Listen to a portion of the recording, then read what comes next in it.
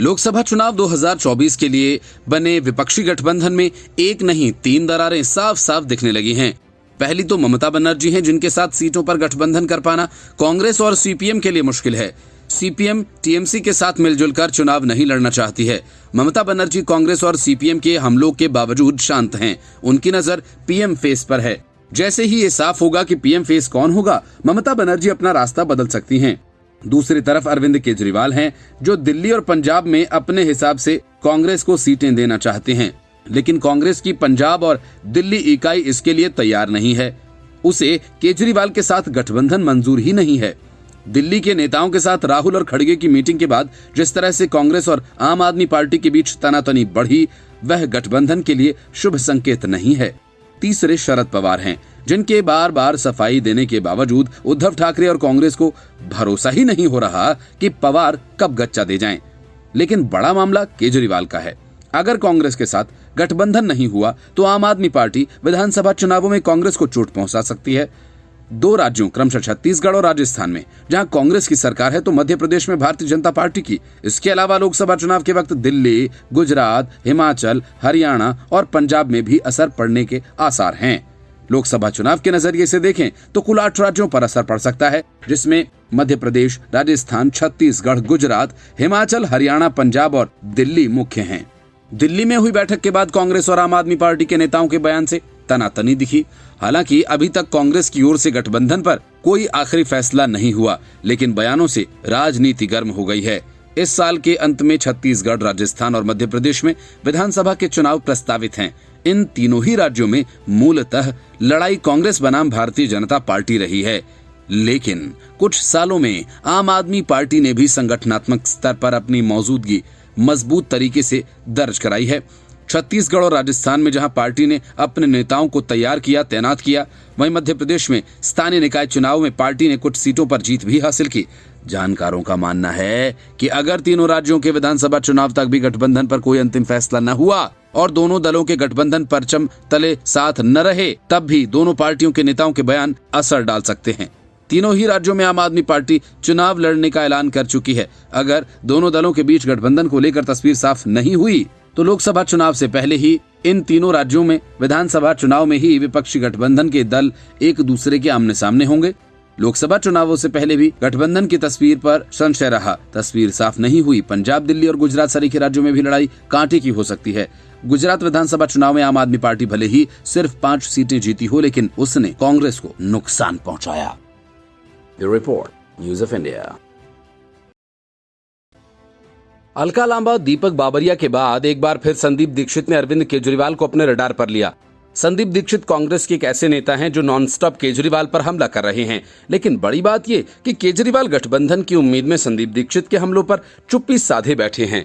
वजह ये कि जैसे तैसे अगर कांग्रेस के साथ गठबंधन हो गया तो आम आदमी पार्टी की लॉटरी लग सकती है और वह दिल्ली और पंजाब के बाद हरियाणा और हिमाचल तक, उत्तराखंड से छत्तीसगढ़ तक कांग्रेस के नाक में दम कर सकती है। अलका लांबा के दिल्ली की सभी 7 सीटों पर तैयारी के बयान के बाद मचा घमासान अभी थमा भी नहीं था कि संदीप दीक्षित ने आम आदमी पार्टी को बेवकूफों की पार्टी करार दे दिया और साथ ही अलका लांबा का बचाव भी किया। संदीप दीक्षित ने कहा कि आम आदमी पार्टी तो बेवकूफों की फौज है, वे पूरे दिन झूठ बोलते हैं, ब्लैकमेल करके जीते हैं। जो आदतन इस तरह के काम करने के लिए मजबूर हैं, उनका क्या कर सकते हैं। चुनाव के लिए आपको सभी सीटों पर तैयारी करनी पड़ती है। अगर हमने नई दिल्ली सीट के लिए तैयारी की और गठबंधन के बाद चांदनी चौक सीट मिल गई तो हम क्या करेंगे। वे बेवकूफ लोग हैं, 1 नंबर के। उन्हें न किसी चीज की समझ है। जो इतना धोखा देता है उसे लगता है कि दुनिया उसे धोखा दे रही है। वह खुद धोखेबाज है। टायर फटने पर ऐसा जताते हैं जैसे गोली चली हो। संदीप ने अलका लांबा का बचाव करते हुए कहा कि कुछ समझो तो आप, तैयारी का क्या मतलब होता है। तैयारी का मतलब होता है कि हमने अपने कैंडिडेट घोषित कर दिए हैं। मैं ये नहीं कह रहा हूं कि हमने कोई कैंडिडेट घोषित कर दिया है या उनके साथ गठबंधन हो गया है। दिक्कत क्या है ना कि ये पूरे दिन झूठ में जीते हैं, झूठ, ब्लैकमेल और कुछ नहीं। आदत से जो आदमी इस तरह का काम करता है उसको कोई क्या कह सकता है। दीक्षित ने कहा कि हमने अपने आप को दिल्ली में सशक्त करने का प्लान बनाया, तो हम तो 7 लोकसभा सीटों पर खुद को सशक्त करेंगे, 70 विधानसभा सीटों पर सशक्त करेंगे। अपने आप को चुनाव की तैयारी करने का क्या मतलब। आपको उदाहरण देता हूं। हम नई दिल्ली सीट पर हैं। हमने तय किया कि हम नई दिल्ली सीट पर लड़ेंगे। पता चला गठबंधन हुआ टीएमसी से, हमको नई दिल्ली की जगह चांदनी चौक मिल गई, हमने तैयारी नहीं की, फिर हम क्या करेंगे। दीक्षित ने आम आदमी पार्टी पर ताबड़तोड़ हमला करते हुए कहा कि जब हम तैयारी करेंगे तो जाहिर सी बात है कि 7 सीटों पर तैयारी होगी। अगर हम तैयारी करेंगे तभी तो दूसरी पार्टी की भी मदद करेंगे। क्या बताऊं आपको, कभी कभी ऐसा लगता है न किसी चीज की समझ है न किसी और पर ट्रस्ट है। दिक्कत क्या है, जो आदमी खुद जैसा होता है, दूसरों को धोखा देता है, वो दुनिया को भी ऐसा ही समझता है। हर आदमी उसको धोखा दे रहा है, वो हर शब्द में धोखा ही पड़ता है क्योंकि वो खुद धोखेबाज है। एक प्रकृति होती है, बस जैसा कहा जाता है ना कि जो बॉर्डर पर लोग रहते हैं उनको अगर टायर भी फटता है तो ऐसा लगता है कि गोली चली। इनकी भी वही प्रवृत्ति है। Bureau report, news of India. Bengaluru में हुई विपक्षी दलों की बैठक में हुई फजीहत का गम भुलाकर नीतीश कुमार एक बार फिर नेतागिरी चमकाने दिल्ली पहुंच गए। लेकिन दिल्ली में कांग्रेस छोड़िए, अरविंद केजरीवाल तक ने नीतीश कुमार को भाव नहीं दिया। नीतीश कुमार केजरीवाल के साथ राहुल गांधी और मल्लिकार्जुन खड़गे से मुलाकात करना चाहते थे, लेकिन पहले राहुल गांधी और फिर खड़गे ने उन्हें मिलने का वक्त ही नहीं दिया। ऐसा ही अरविंद केजरीवाल ने भी किया। ऐसे में नीतीश कुमार अपनी यात्रा बीच में छोड़कर पटना वापस लौट गए। नीतीश कुमार के दिल्ली आते ही कांग्रेस और आम आदमी पार्टी के बीच जंग छिड़ गई। नीतीश इस कोशिश में थे कि उन्हें बीच बचाव का मौका मिल जाए और विपक्षी गठबंधन के संयोजक का पक्का पद हो जाए, लेकिन नीतीश कुमार को दोनों ही मसलों पर निराश होना पड़ा। मुंबई में होने वाली तीसरी बैठक से पहले कहा जा रहा था कि वो हर राज्य के लिए अलग अलग संयोजक नियुक्त करना चाहते हैं। ऐसे में नीतीश कुमार को बिहार का संयोजक ही बना दिया जाए तो ही गनीमत होगी, क्योंकि वहां सबसे बड़ी पार्टी के लालू यादव बैठे हैं और कांग्रेस के लिए लालू यादव एकदम परफेक्ट होंगे। दिल्ली से इस तरह लौट जाने को लेकर बिहार बीजेपी के अध्यक्ष सम्राट चौधरी ने नीतीश कुमार पर निशाना साधा और विपक्षी नेताओं के द्वारा उनको भाव नहीं दिए जाने की बात कही। सम्राट चौधरी ने यह भी कहा कि नीतीश कुमार की सियासी हैसियत को लोग पहचान गए हैं। नीतीश कुमार की अचानक पटना वापसी पर सम्राट चौधरी ने कहा कि नीतीश कुमार को विपक्षी गठबंधन के किसी नेता ने समय नहीं दिया होगा, इसलिए वे बीच दौरे में लौट आए।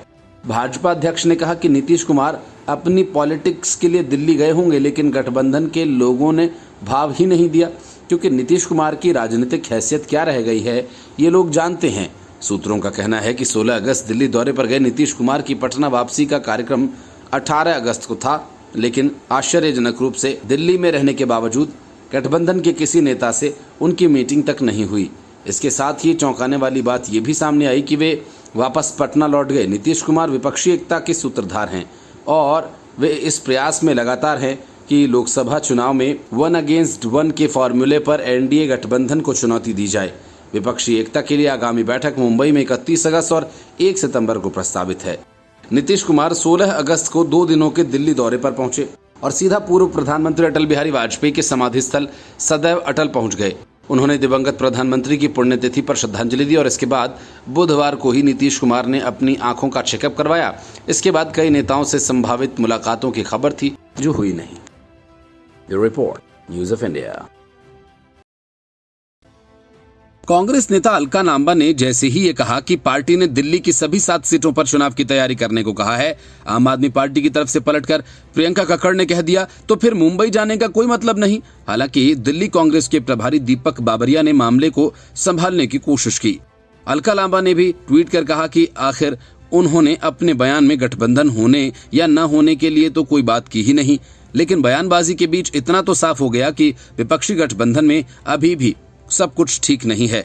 असल में कांग्रेस आम आदमी पार्टी के साथ गठबंधन को लेकर एक कदम आगे और एक कदम पीछे वाले मोड में है। वजह ये कि पहले ही केजरीवाल को समर्थन देकर कांग्रेस दिल्ली खो चुकी है और अगर गठबंधन किया तो फिर पंजाब का भी हाल दिल्ली जैसा ही हो सकता है।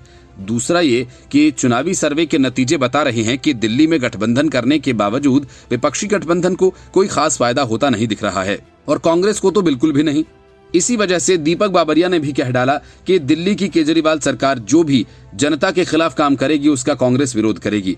बाबरिया ने कहा कि केजरीवाल ने सत्ता में आने से पहले रोजगार के जैसे वादे किए थे, लेकिन अभी तक वो पूरे नहीं हुए। मतलब कि कांग्रेस ने फौरी तौर पर झगड़े को शांत किया है। कांग्रेस के इस बयान के बाद मामला विपक्षी गठबंधन तक पहुंच गया। आम आदमी पार्टी ने कहा कि अगर कांग्रेस ने इस तरह का फैसला कर लिया है तो फिर मुंबई में 31 अगस्त और 1 सितंबर को होने वाली विपक्षी दलों की बैठक में आम आदमी पार्टी के शामिल होने का कोई मतलब नहीं। दरअसल लांबा के बयान के बाद ऐसे कयास लगाए जाने लगे कि दिल्ली कांग्रेस में अकेले चुनाव लड़ने की तैयारी शुरू हो गई है और कांग्रेस दिल्ली में अकेले ही चुनाव लड़ेगी। दिल्ली में कभी लगातार 15 साल तक एक छत्र राज करने वाली कांग्रेस की जगह केजरीवाल ने ले ली। राज्य में कांग्रेस का वोट बैंक भी 10% से नीचे जा चुका है। ऐसे में अगर कांग्रेस केजरीवाल के साथ मिलकर दिल्ली में लड़ती है तो उसके वोटर्स के बीच असमंजस की स्थिति बनेगी। ऐसे में लांबा के बयान से भले ही कांग्रेस अभी किनारा कर रही हो, लेकिन पार्टी के दिल को वो टीस जरूर पहुंचाएगी। क्या कांग्रेस दिल्ली में उसकी जगह खाने वाली है? आपके साथ जाकर फिर से मुश्किल होगी। यही नहीं, कांग्रेस को इस बात का भी डर है जैसे दिल्ली में उसकी जगह आम आदमी पार्टी ने खा ली, वैसा ही पंजाब में भी न हो जाए, क्योंकि पिछले विधानसभा चुनाव में केजरीवाल ने कांग्रेस को मात देकर बड़ी जीत के साथ सरकार बनाई। तो क्या कांग्रेस लोकसभा चुनाव में पंजाब की 13 सीटों पर बंटवारे के लिए राजी होगी? क्योंकि अगर ऐसा होता है तो पार्टी के भीतर भी विरोध होना तय है। हालांकि अभी इंडिया गठबंधन के नाम पर कांग्रेस जरूर बयानों से किनारा कर रही है, लेकिन क्या वो अपने नुकसान के दम पर आपके साथ जाने को तैयार होगी? क्या केवल नरेंद्र मोदी सरकार को केंद्र से हटाने के लिए देश की सबसे पुरानी पार्टी अपना नुकसान कराना चाहेगी? फिलहाल इस सवाल का जवाब तो कांग्रेस आलाकमान को ही देना है। Bureau report, news of India. Congress अध्यक्ष के चुनाव के दौरान गांधी परिवार ने ये जमकर दिखावा किया कि उनके परिवार का कोई सदस्य इसमें शामिल नहीं होगा और न ही किसी का समर्थन करेगा। सब कुछ निष्पक्ष होगा और कांग्रेस ने इसे जोर शोर से भुनाया भी। कहा कि ऐसी इकलौती पार्टी कांग्रेस है जहां अध्यक्ष पद का चुनाव पूरे लोकतांत्रिक तरीके से किया जाता है। लेकिन पहले दिन से ही हर कोई ये जानता था कि इस पूरे खेल के पीछे गांधी परिवार ही है और उसे अध्यक्ष के रूप में सिर्फ एक मोहरे की आवश्यकता है जिसका इस्तेमाल वो आसानी से कर सकें। अब खुद मल्लिकार्जुन खड़गे ने गांधी परिवार के इस खेल से पर्दा हटा दिया है। मल्लिकार्जुन खड़गे ने बड़ा खुलासा करते हुए कहा कि उन्हें जो पद मिला है वो सोनिया और राहुल के कहने पर दिया गया। माना जा रहा है कि खड़गे ने खुलासा करके एक तीर से कई निशाने लगाए हैं। एक तो कि पूरी पार्टी और देश की नज़रों में गांधी परिवार के खेल का खुलासा करके उसे बैकफुट पर डाल दिया। दूसरा ये कि खड़गे अब गांधी परिवार की छाया से निकलकर पार्टी में अपनी अलग हैसियत बनाने की दिशा में आगे बढ़ना चाहते हैं। ऐसे में गांधी परिवार के साथ उनका टकराव बढ़ेगा। पार्टी में गुटबाजी शुरू हो सकती है जो अंततः कांग्रेस की ही ऐसी तैसी करेगा। विपक्षी गठबंधन की बैठक से और विधानसभा चुनावों से ठीक पहले खड़गे का ये बयान मायने रखता है, क्योंकि पार्टी ने सामने से नहीं दिखाया था कि पूरी वोटिंग और तय प्रक्रिया के बाद खड़गे को इस पद के लिए चुना गया। शशि थरूर तो पूरी शिद्दत के साथ अध्यक्ष पद का चुनाव लड़े और गांधी परिवार के गुप्त विरोध के बावजूद काफी वोट भी हासिल किए। ये बात और है कि चुनाव लड़ने की सजा के तौर पर उन्हें पार्टी से किनारे लगा दिया गया, और लेकिन खुद खड़गे का सामने से आकर ऐसा बोलना मायने रखता है। चुनाव पहले से ही एक तरफा चल रहा था, ऐसे में वोटिंग को औपचारिकता ही माना गया। लेकिन अब खड़गे के खुलासे ने इस पूरी प्रक्रिया को ही सवालों के घेरे में ला खड़ा किया। अगर सोनिया गांधी और राहुल गांधी के कहने पर ही अध्यक्ष पद मिला तो फिर चुनाव का क्या मतलब? वैसे जब से मल्लिकार्जुन खड़गे कांग्रेस के अध्यक्ष बने हैं, कांग्रेस पार्टी का चुनावी परफॉर्मेंस कुछ सुधरा है। इसका सबसे बड़ा उदाहरण तो कर्नाटक चुनाव में देखने को मिला, जहां पर पार्टी ने अपनी सबसे बड़ी जीत दर्ज की। जिस तरह से अंदरूनी झगड़ों पर काबू पाया गया, जिस तरह से लोकल मुद्दों को तवज्जो दी गई, जिस तरह से सीधा मोदी पर हमला करने से बचा गया, ये सब कुछ खड़गे की ही रणनीति का हिस्सा रहा। जानकार तो यहाँ तक कहते हैं कि कर्नाटक चुनाव ने ही खड़गे को असल मायनों में अध्यक्ष बनाया। इसके पहले माना जा रहा था कि खड़गे नाम के अध्यक्ष रहने वाले हैं और असल ताकत गांधी सियासी बूस्ट देने का काम कर रहे हैं। लेकिन अब उस सब के बीच ये कहना कि सोनिया और राहुल की वजह से ही वे अध्यक्ष बने, ये अलग तरह की अटकलों को हवा दे रहा है। Bureau report, news of India. विधानसभा चुनाव की तारीखों का ऐलान चुनाव आयोग ने अब तक नहीं किया है, लेकिन चुनावों के 2 महीने पहले ही बीजेपी ने छत्तीसगढ़ और मध्य प्रदेश में उम्मीदवारों की लिस्ट जारी कर कांग्रेस का गुणागणित बिगाड़ कर रख दिया। बीजेपी के इस दांव से दोनों राज्यों में सियासी गहमागहमी तेज हो गई है। बीजेपी ने मध्य प्रदेश में 39 उम्मीदवारों के नामों और छत्तीसगढ़ के 21 उम्मीदवारों के नामों की घोषणा कर दी है। इतना ही नहीं, बीजेपी ने छत्तीसगढ़ के सीएम भूपेश बघेल के खिलाफ भी अपने उम्मीदवार के नाम का ऐलान कर दिया। भूपेश बघेल के खिलाफ बीजेपी सांसद विजय बघेल चुनाव लड़ेंगे। दोनों राज्यों से 60 उम्मीदवारों के नाम का ऐलान तब किया गया जब चुनाव आयोग ने भी अभी तक चुनाव की तारीखों की घोषणा भी नहीं की है। बीजेपी का ये कदम अप्रत्याशित और चौंकाने वाला है, क्योंकि अब तक बीजेपी तारीखों के ऐलान होने के कई दिन बाद उम्मीदवारों की लिस्ट जारी करती है, लेकिन इस बार उसने काफी पहले घोषणा करके राजनीतिक जानकारों को चौंका दिया। हालांकि ये तो किसी भी दल के पास अधिकार है कि जब उसका मन करे या तैयारी हो तब उम्मीदवारों के नाम का ऐलान हो, लेकिन बीजेपी हर दांव सोच समझ कर चलती है। बीते एक दशक से चुनावी रणनीति बनाने में बीजेपी का कोई तोड़ नहीं है। यही वजह है कि उसे तमाम चुनावों के बाद सफलता भी मिलती है। अब मध्य प्रदेश और छत्तीसगढ़ में भी काफी समय पहले उम्मीदवारों के नामों का ऐलान के पीछे वजह अहम बताई जा रही है। कुछ सर्वे के नतीजे बताते हैं कि हालात पूरी तरह से बीजेपी के अनुकूल नहीं हैं। 2018 में भी भाजपा दोनों राज्यों को गंवा चुकी थी, लेकिन ज्योतिरादित्य सिंधिया के बीजेपी ज्वाइन करने के बाद उसकी मध्य प्रदेश में वापसी हो गई। अब समय से पहले कैंडिडेट को उतारने से उनके पास जनता के बीच जाकर कांग्रेस के उम्मीदवारों की तुलना में अधिक पैठ बनाने का मौका होगा। वोटर भी अपने कैंडिडेट्स को समझ सकेंगे और उम्मीदवारों के पास भी जनता को ये समझाने के लिए भरपूर समय होगा कि उन्हें जीत मिलती है तो वे क्षेत्र के विकास के लिए क्या क्या करेंगे। बीजेपी आमतौर पर कैंडिडेट्स का ऐलान चुनाव से काफी पहले नहीं करती है। यही ट्रेंड पिछले हिमाचल प्रदेश, कर्नाटक जैसे विधानसभा चुनावों में भी देखा गया था, लेकिन पार्टी को उसका भारी नुकसान उठाना पड़ा। आखिरी समय में उम्मीदवारों के नाम की घोषणा के बाद दोनों राज्यों में कई उम्मीदवार बागी हो गए। हिमाचल प्रदेश में तो बागियों की लिस्ट 20 से अधिक हो गई थी। कुल 21 बागी उम्मीदवार मैदान में थे, जिसमें से 9 उम्मीदवारों ने बीजेपी को काफी नुकसान पहुंचाया था। इसके अलावा कर्नाटक में भी बागियों ने बीजेपी के लिए सिरदर्द पैदा किया। दोनों राज्यों में बीजेपी आलाकमान के पास इतना समय नहीं था जिससे वे बागियों को समझा सकते। अब जब मध्य प्रदेश और छत्तीसगढ़ में बीजेपी ने चुनाव से करीब 2 महीने पहले उम्मीदवारों के नाम का ऐलान किया है, तो अगर कहीं बगावत देखने को मिलती भी है तो बीजेपी आलाकमान के पास उसे रोकने के लिए भरपूर समय मिल जाएगा। इससे चुनाव में होने वाले नुकसान की आशंका भी कम हो सकेगी। छत्तीसगढ़ में इस बार चाचा भतीजे के बीच जंग देखने को मिलने वाली है। दरअसल बीजेपी सांसद विजय बघेल को उनके चाचा और राज्य के सीएम भूपेश बघेल के खिलाफ मैदान में उतारा गया है। विजय अभी दुर्ग संसदीय सीट से सांसद हैं। उन्हें पाटन सीट से कैंडिडेट बनाया गया है। पार्टी ने इन दोनों प्रदेशों के लिए जारी उम्मीदवारों की अपनी पहली सूची में 5-5 महिलाओं को भी टिकट दिया है। छत्तीसगढ़ के मुख्यमंत्री भूपेश बघेल के खिलाफ भाजपा ने सांसद विजय बघेल को मैदान में उतारा है। Bureau report, news of India. Arvind Kejriwal का एक मंत्री मनी लॉन्ड्रिंग करता है तो दूसरा शराब घोटाला। दोनों ही जेल में बंद हैं। कई विधायक या तो जेल में हैं या फिर जेल की हवा खाकर लौटे हैं। कमाने खाने के लिए मंत्रियों के पास तो कई रास्ते हैं, लेकिन विधायकों के पास नहीं। ऐसे में केजरीवाल की पार्टी के एक विधायक गैंगस्टर के जरिए रंगदारी वसूलने लगा। आम आदमी पार्टी के विधायक नरेश बाल्यान का एक वीडियो काफी तेजी से वायरल हो रहा है। इस क्लिप को एक न्यूज चैनल पर भी दिखाया गया। कथित ऑडियो क्लिप को लेकर आम आदमी पार्टी विधायक चर्चा में आ गए, जिसमें नरेश बाल्यान फोन पर कुख्यात गैंगस्टर कपिल सांगवान के जरिए रंगदारी वसूलने को लेकर बातचीत कर रहे हैं। एक न्यूज चैनल ने नरेश बाल्यान का ये कथित ऑडियो क्लिप चलाया। उसके बाद दिल्ली का सियासी माहौल गर्मा गया। इस ऑडियो क्लिप को लेकर दावा ये किया जा रहा है कि इस क्लिप में कथित तौर से आम आदमी पार्टी के विधायक कह रहे हैं कि किस पर करना है। इसके जवाब में गैंगस्टर कहता है, मेरी नजर में तो एक गुरुचरण बिल्डर है और एक पूरन सेक्टर है, आप करवा दो, मैं तो फोन करवा दूं। इधर इस ऑडियो क्लिप के सामने आने के बाद दिल्ली बीजेपी, आम आदमी पार्टी और दिल्ली सरकार पर हमलावर हो गई है। दिल्ली बीजेपी के चीफ वीरेंद्र सचदेवा ने तो अरविंद केजरीवाल से मांग तक कर दी है कि वो अपने विधायक का इस्तीफा लें। वीरेंद्र सचदेवा ने कहा कि अरविंद केजरीवाल का विधायक नरेश बाल्यान गैंगस्टर से मिलकर रंगदारी का काम कर रहा है। केजरीवाल को तुरंत उससे इस्तीफा ले लेना चाहिए। भाजपा सांसद प्रवेश वर्मा ने भी आम आदमी पार्टी पर निशाना साधा है। प्रवेश वर्मा ने केजरीवाल का विधायक नरेश बाल्यान अपने क्षेत्र की जनता के साथ धोखा कर रहा है कहा और गैंगस्टर्स के जरिए जनता से वसूली कर रहा है कहा। हमारी दिल्ली पुलिस से गुजारिश है कि वो तुरंत नरेश बाल्यान को गिरफ्तार करे ताकि वो देश छोड़कर न भाग पाए।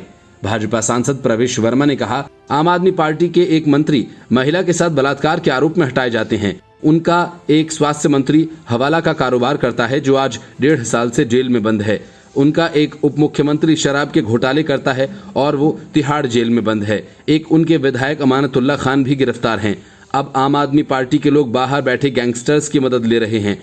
प्रवेश वर्मा ने कहा कि आम आदमी पार्टी के विधायक गैंगस्टर कपिल सांगवान को फोन करते थे और बताते थे कि किसने उगाही करनी है और किसका मर्डर करना है। जो पैसा आएगा उसका 30% मेरे पास रहेगा और 70% उसके पास रहेगा।